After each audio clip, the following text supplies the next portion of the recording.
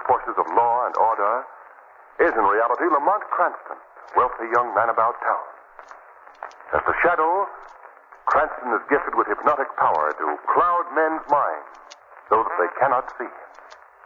Cranston's friend and companion, the lovely Margo Lane, is the only person who knows to whom the voice of the invisible shadow belongs. Today's drama, Death Prowls at Night.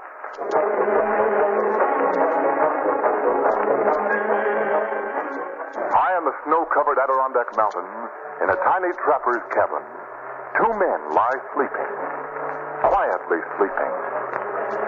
Suddenly, the mournful howling of frightened dogs shatters the stillness of the night. One of the men, alarmed, rises quickly from his bunk and calls out to his partner. Pierre. Pierre. What? Wake up, Pierre. What is it? The dog. Something is frightening the dog. What can it be? I don't know. I'm going out to see. Do you wish to take my gun? No, I won't need it. All right. I shall put on my boots. What is wrong with your dog? I will come out and join you in a moment. Why are you howling? Can you see anything, Philip? No, that does not seem to be. Philip! Philip, what is wrong? I'm coming, Philip. Pierre! It's a wolf! A giant wolf! The criminal is killing him. Save yourself, Pierre! Save yourself! I must get the gun. The animal is turning on me. I must get the gun. If I can make the cabin, I will...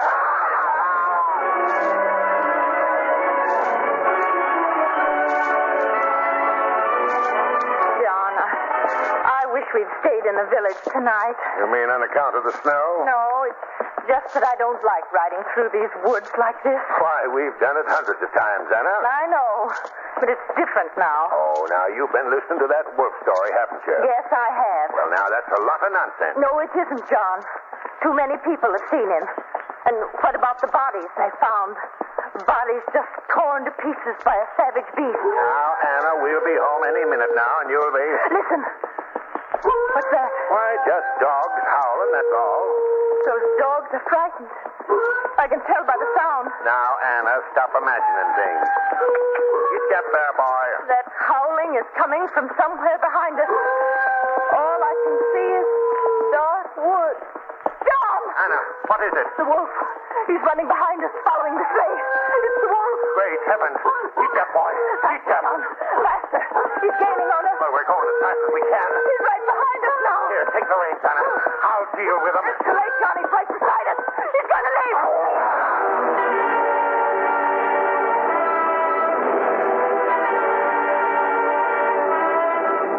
Margo, look at that moon. Yes. Oh, it's so bright, Lamont, we could almost go skiing again tonight after dinner. We could at that. How about it, Joe? You've been a guide around here for a long time. Do people ever do any moonlight skiing? Well, they haven't in the past, Mr. Cranston, but, well, I wouldn't advise it tonight. Well, why not, Joe? Well, it wouldn't be safe. Oh, you mean this wolf scare that's going around? Yeah. Joe, I'm surprised at you.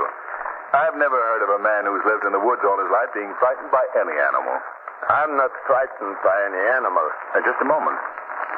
What do you mean, Joe? This beast is not an animal. You mean a human is responsible for all these killings? A human mind in the body of a savage wolf. I don't understand, Joe. Have either of you ever heard of a werewolf? Yes, I've read about them. Werewolf is a man who possesses the power to transform himself into a savage beast. That's right. I believe that the legends about them have all come from Central Europe. I don't think they are legends, Mr. Cranston. I believe they are fact. You see, I was brought up in Central Europe. Oh, now, Joe, you're not asking us to believe that we have a werewolf here in the Adirondacks. Well, you can believe what you wish, but I know what has been going on. I myself have seen the animal. Its cunning behavior, its ability to appear and disappear at will, its method of killing.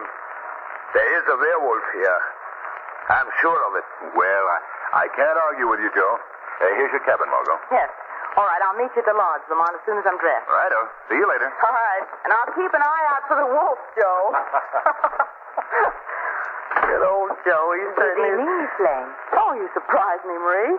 Sorry, mademoiselle. Would you draw a tub for me, please? Oui, mademoiselle, I have already done so. Oh, good. I trust that you enjoyed your skiing today. Oh, it was wonderful.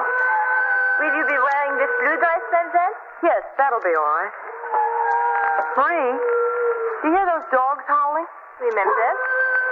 Eerie sound, isn't it? They often are like that at night up here, mademoiselle. I would not worry about it if I were you. Oh, they don't bother me. I was just... Oh, there's someone at the door. Will you see who it is, Marie, Oui, please? mademoiselle. Good evening. Oh, good evening, doctor. Who is it, Marie? It is Dr. Vincent, mademoiselle. He often comes here to the lodge. Oh, does he want to see me? Yes, if I may. Oh, then will you come in? Thank you. Good evening. Good evening. You're Miss Lane, I believe? That's right, Doctor. I saw you out skiing today. I wondered if you'd sustained any cuts or bruises that might need attention. No, I seem to have come through without a scratch, thank you. Oh, that's fine. Fine. Up here for a rest, are you? Why, yes, sort of. Been tired, have you? Well, more in need of a change, I'd say. I see. Then you should not be indulging in such violent exercise as skiing. You should be resting, relaxing. I suppose you're right. This is a personal question, I know, Miss Lane. But have you had any medical attention lately? Have I had any... Oh, no. Not in the past 6 months. I see. Why do you ask, Doctor? Young lady, you are in a very highly nervous state. I make this statement freely because I specialize in such work. I suppose I should not have told you this. No. No, I'm glad you did. Your eyes have a strange look. They are weary. Very weary. Is that not so? Yes. Yes. Sit down, Miss Lane, please. Sit down? Yes. No. This chair, please. Yes. That's it. Now just relax. Now, think only of peace. Look at me, Miss Lane. Look at me. Do you feel better now? Yes. Yes. I should say, Miss Lane, that you are very badly in need of constant medical care for the next few days. Don't you agree with that, Marie? Oui, Doctor. I do. I have a small sanitarium nearby, Miss Lane. An excellent place for you to rest. I suggest that you spend a few days there. Whatever you say, Doctor. Fine. Pack some of Miss Lane's clothes immediately, Marie. We are leaving for the sanitarium at once.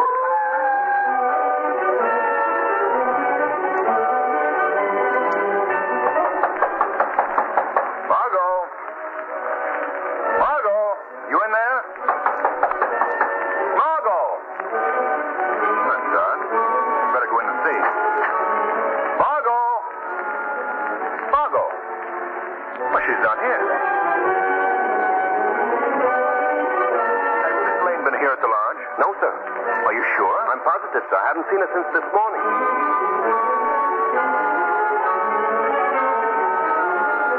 State police, attention. State police, attention. Be on the lookout for young woman missing since 6 o'clock this evening. She is 5 feet, 5 inches tall. Weight 118.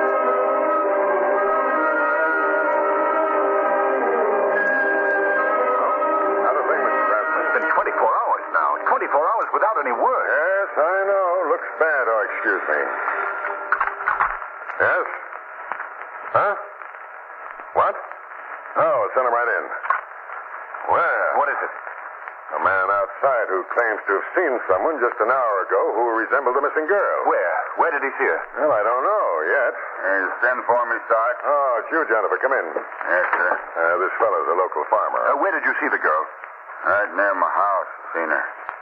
Just an hour ago. Where is she now? I don't know. Good heavens, man. Don't you realize that half the police in the state were looking for her? Sure. Sure, but I didn't have no chance to get near her. What are you talking about? Now, it won't do any good, Mr. Cranston, to rush this guy. Tell us what happened, Jennifer. Well, I was home, like I said. All of a sudden, my dog started howling. He was yelling so bad, I got the idea maybe there was someone prowling around the livestock. So you went out to investigate? Yeah. And then what happened? Well, first I looked around. Couldn't see nothing. And all at once, I spotted somebody down in the lower field. It was a girl. Young, tall, brunette? I don't know whether she was a brunette or not. She's wearing a white ski suit. Well, that was Margo, all right. Running through the field in the moonlight. Running real fast, she was. And at her side was what appeared to be a giant gray dog, like. Did you call out to her? Didn't have no chance. Before I could even say anything, she disappeared over the side of the hill. Sergeant, there's no time to lose. We must go to this man's farmhouse at once.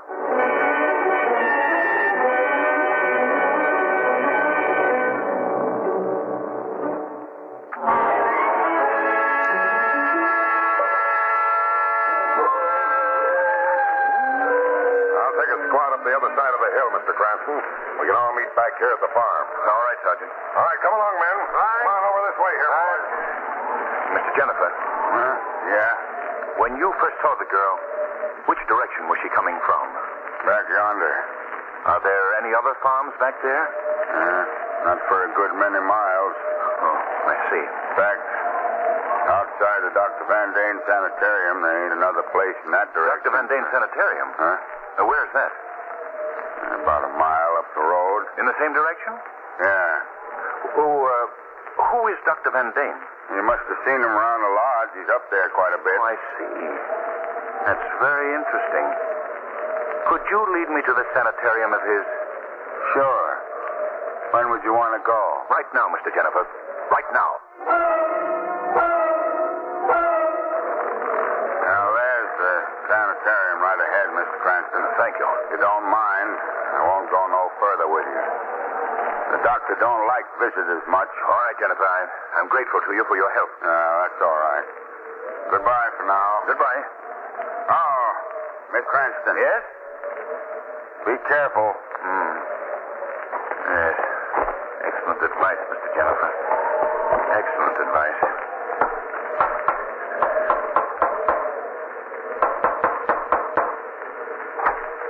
Yes? I'd like to say, aren't you Marie, Miss Lane's maid? Oui, monsieur. Well, where is she? Where is Margo? I do not know. Don't lie to me. Where is Miss Lane? Is that you, Lamont? Margo! Hey, let me in. Please, Mr. Margo! Let me out. Margo, where are you? Right in here, Lamont. Oh, darling. Darling, you're all right. You're all right. Of course I am. Why are you so upset? Why am I upset? With half the countryside searching for you, not knowing if you're alive or dead? You had searching parties out for me? But of course. That was silly of you. Silly of me. Yes. Margo, don't you understand? I was alarmed about you, why you had disappeared and where. Tell me, what are you doing in this place? I've come here for a rest. That's all. A rest? Yes. Yes, is there anything wrong in that? Well, no, Well, then but... stop behaving like a schoolboy. Margo. Leave me alone, will you? Margo, just tell me this. Why did you leave the lodge as you did without telling me where you were going? I didn't think it's necessary to tell you. Well, how did you meet Dr. Van Dane? He came to my cabin at the lodge. You'd never seen him before? No, Well, how did you know it was safe to come here to this place? because I trusted him. He's a very fine old gentleman. Oh. Well, where is he now? I don't know. Margo, you were seen several hours ago running through the nearby fields. Why were you out like that in the dead of night? Answer me, Margo. Lamont, will you please leave me alone? I refuse to answer any more of your stupid questions. Very well. Then I shall seek my information elsewhere. I'm going to investigate the other people who live within these walls. I shall visit them as the shadow.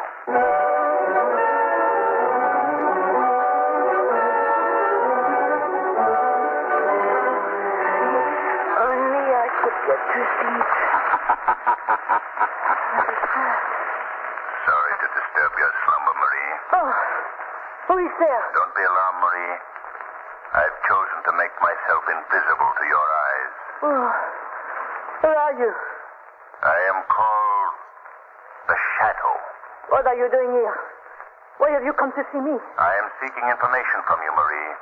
Information about Dr. Van Dine. What about him? Where is he now, do you know? No. He has gone out. At this time of night? Where did he go? I do not know. Don't you think it odd that he should choose this hour to be out in this mountain wilderness? I do not question the doctor's habits. You came here last night with Miss Lane, did you not? Oui, monsieur. Why? Why was she brought here? How did he persuade her to come? He did not persuade her. She came of her own free will. You've known Dr. Van Dane before, haven't you? Answer my question. Oui, monsieur. For how long? How long have you known him? What difference does that make? It makes a great deal of difference.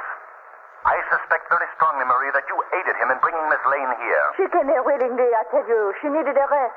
Are you trying to make me believe that she chose to come to a sanitarium where she is the only patient? I've just determined that fact by searching the building. I know nothing about that. But you do know something about Dr. Van Dane. More than you're willing to tell me. No. Well, I shall continue to question you until you do. No. No, leave me alone. Where did he come from? What is his background, his place of birth? He was born in Europe. That is all I know. In Central Europe? Oui, I believe so. That's most revealing. Does Dr. Van Dane often indulge in nocturnal prowling? I do not know. You do know, but you're afraid to tell me. Oh, please, monsieur. Do not ask me any more questions. How does Dr. Van Dane feel about dogs? Does he have any around the house? No, he hates dogs. Then how do you account for the fact that Miss Lane was seen several hours ago running through the fields with what appeared to be a giant beast? I do not know what you are talking Yes, about. you do. You also realize the significance of the appearance of Miss Lane with that huge dog-like animal, don't you? No. You suspect just as I suspect. What's this mean? But the thought is too horrible for you to voice, isn't it? Stop torturing me. You're being very foolish, Marie. By your very silence, you're bringing about your doom. What do you mean, monsieur? Don't you see what is happening? Your place is being taken. Already you've been supplanted by Miss Lane. No, monsieur. When Dr. Van Dane has no further use for you, you know what that can mean, don't you? Yes. Then you must do something about it. You must act quickly. What is that to do? I am getting that young woman out of here at once. Meantime, you can call the police. If you tell them everything you know about Dr. Van Dane, there is still a chance for your salvation. What? That is my only chance? Your only chance. But you must do this at once.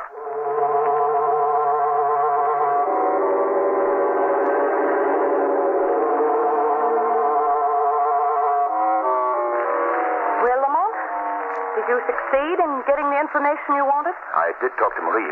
Are you satisfied now that this is a perfectly safe place for me to be? Quite the contrary, Margo.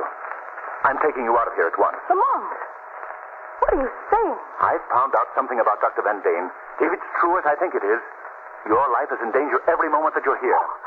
Lamont, you can be so melodramatic. Margo, I'm giving you cold, hard facts. Do you remember the conversation that we had with Joe, our guide, about the people who'd been killed by a giant wolf? Yes. Do you remember his believing that the animal was really a human being? Oh, you mean that werewolf story? Yes. Lamont, are you trying to tell me that there may be something to that story? Yes, perhaps. Oh, that's fantastic. You're just making up a story in order to get me out. I'm not making up a story, Margo. Oh, no. What's the matter, Margo? You're trembling. Those dogs. Why don't they stop their howling? Margo, why should their howling bother you? I don't know. I just hate the sound of dogs, that's all. Why don't they stop? Margo, I don't know what's happened to you, but this thing is part of it. What are you talking about? This fear of dogs. Oh, the dogs, no. You've never felt that way before. Then Then your irritation at my being here and your nervous behavior, the way you're pacing the room right now. I've got to get out. I've got to get out. I'm taking you out, Margo. Oh, no. No, I'm so alone. Margo, listen to me. We're leaving here together. Oh, no, we're not. You have no right to tell me what to do. I'm sorry, Margo. You're coming with me.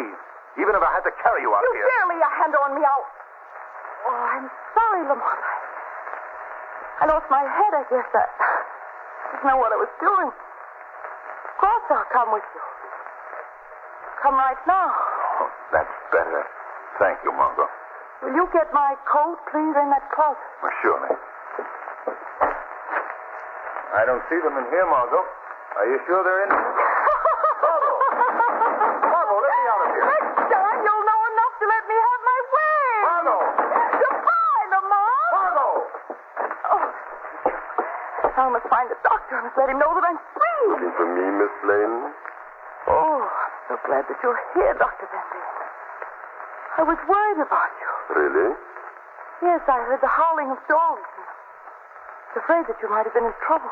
You need never fear for me. I am too clever for them. Much too clever. Doctor, you seem upset. What's wrong? I just had the most unfortunate experience. Someone I trusted proved herself disloyal. Marie? Yes. She was about to telephone the police. About to betray me. I see. She will never make the call? Never. But come. We have things to do, young lady. The night is short. Time is precious. Come. You have a mission to perform.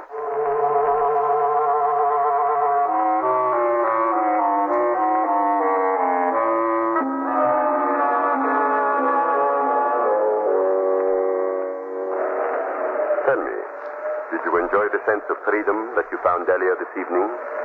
Running through the open fields? Oh, yes. Yes, I did. I am pleased. You are progressing rapidly. I shall always follow your instructions. Excellent. You are most obedient. Come now.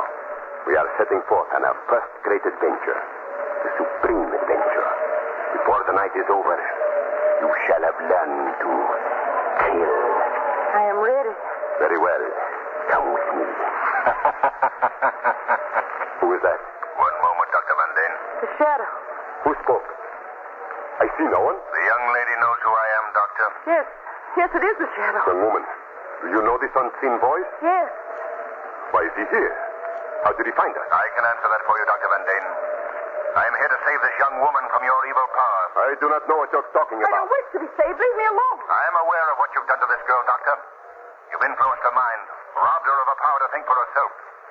By some form of hypnosis, you've gained control of her every thought. That's not true. Did you hear that, Shadow? She herself denies this. She denies it because you've willed her to do so.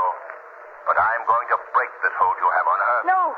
No. I, too, possess the secret of hypnosis. And I believe that my power is greater than yours, Doctor. Just as the power of good is always greater than the power of evil. Leave me alone. Make him leave me alone. I am warning you, Shadow. Do not meddle in my affairs. You can't frighten me.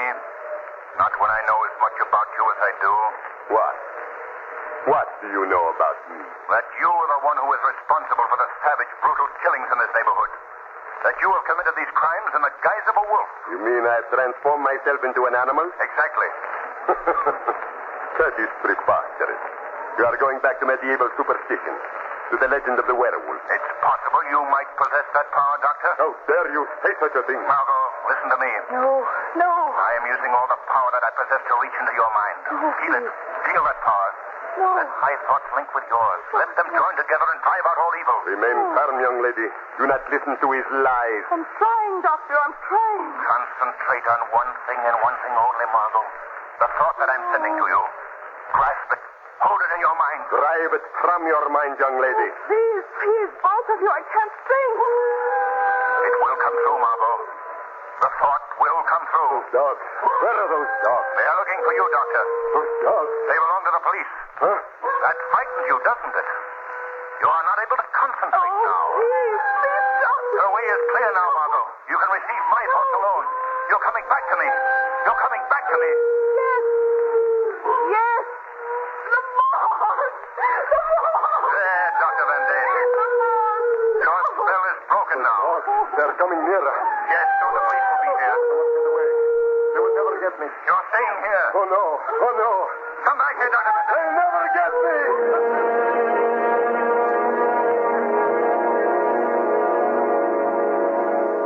You say I was in his power, Lamont, for all that time? Yes, Margo. Then we must find him. We must.